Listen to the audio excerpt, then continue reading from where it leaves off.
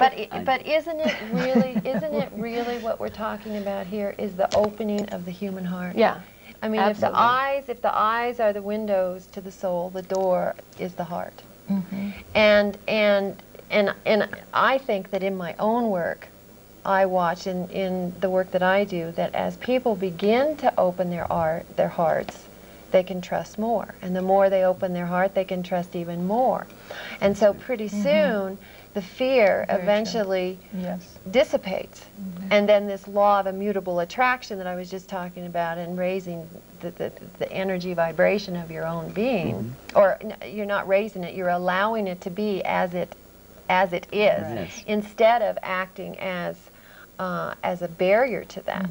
Well, one thing that the Earth is actually, from my understanding, the Earth is actually in a different position in the heavens, in the universe now, that there's a new actual energy available on the Earth that has never been here before, that's allowing this true reality to manifest easily.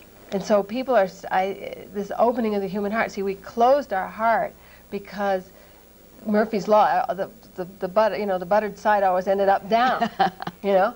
So we Murphy's Law would be the law that closes the human heart. Okay, so the only law that we know will always work. Right, we closed it to protect ourselves, but now the butter side is coming up, and we're starting to notice. And so our heart, as each experience that we have, our heart opens a little more. Okay, maybe it's a little, okay, maybe, okay. And now, then, once we who are such powerful beings, do start to open, I mean, because the Native Americans say that we create the weather. The human mind is so powerful that we create the weather. You know, that every thought we have goes out on this grid all through the universe. And so once, you know, this buttered toast starts landing up, and we start feeling better about things, and we start shifting, and we just start changing the whole thing. And then, I call it like a volcano, you know, that's going to erupt with this opening of the human heart. And it comes about because this Earth is transitioning. It's bigger than all of us. Yes. I mean, it's way bigger. It's the design of our universe. Than all of us. Right. And to touch on something that you said earlier, Nelson Mandela, and I believe it was in his inaugural speech, said it's not it's our light that we're afraid of the most, not our darkness. It's truly the light, our light, that we're afraid of. Well, darkness is only absence of light. Exactly. Anyway. Exactly. And synergy is absence of fear. And fear is absence of energy. You have let your own energy out. We're actually differently related to each other in ways than we have been believing, than we've been taught. Well, our child rearing practices actually rob our energy, start that leak. We puncture, you know, if you want to look at it that way, of leaking out this energy from the minute we're born, when we're put in a plastic bassinet by ourselves. There starts the mistrust, there starts the energy leak right there. And then we get in with an authoritarian parent who tells us when to eat, what to eat, how much to eat, when to do this, what to do that, hurry up, shut up, do this, do that. And there goes our energy snatch right there. That's and right. so we start out the whole thing deprived of energy, as far as I can see. So here is the quintessential question for everybody who can see a glimmer of VR4 and is reaching for VR4 but is stuck over here in controlled drama. Money. Money. Money. How do we deal with money? Well, I'll tell you, Native American people, they have it, they spend it, man. You know? I mean, you know, and we can't understand that. But Carolyn Smith, she has it, she spends it. You know? Because there's more is going to come if we understand that. And then that takes us almost to a level where money has no value. Yeah, and that's what I think we need to, we're getting to a point where we take the charge off of money. It has no value. Right. And then the goose that lays the golden egg can come into our life, and there can be all money, total abundance. But as soon as we have fear, oh my God, I better grab that egg and put it away, because there might not be another one, or I better open up that goose to find out where that egg came from so I can make more geese like that. Yeah. Then the magic can't come to us. Yeah, it sort of reminds me of,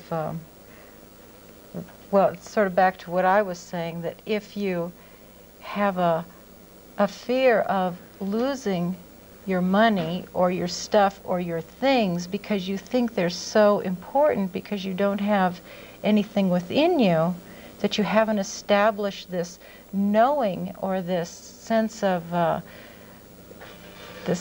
it's a centered sense of knowing who you really are, and that is the most perfect gift you can ever have. And when you live from that, it's like the money becomes pretty irrelevant to a point that it's not the important issue in your life. So I think as you let go of that sort of thinking, it seems as if it is there. I mean, it appears. It is sort of a magical thing. But does it come in the form of a welfare check? I mean, when you say it appears. No, I think you find yourself working at some job that you love doing because your heart is singing and you're enjoying who you are and you love being who you are and you're being able to express your true self. And when you can do that, it seems to bring in, like you were saying, a certain level of situations and circumstances and people, and that brings that money into your life or the things that you need or whatever it is, just because your vitality, your energy, your strength, you become more dynamic in a much higher way of being, and somehow that seems to produce a way of making a living that's a joy to you, that's fun for you. It could be, we were talking about this morning, sweeping floors. I mean, some super top executive could sweep floors and be perfectly happy.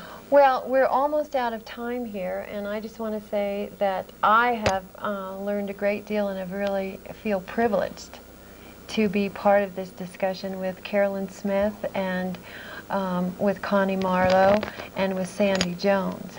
And if you had one last thing to say, Carolyn, what would it be? Perhaps what would VR4 look like if we were all living there? Lose your fear and self-doubt and choose for yourself. And one thing, there is no money in VR. No, money is rooted in slavery. And for another thing, my daughter, money manifests itself.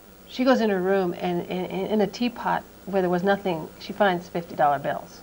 See, this reality is not real. I promise you. Well, with that, I hope that I have some $50 bills showing up in my teapot or my underwear drawer or wherever. I don't care. Thank you very much for being with us on with this discussion on the true nature of reality. Thank you very much.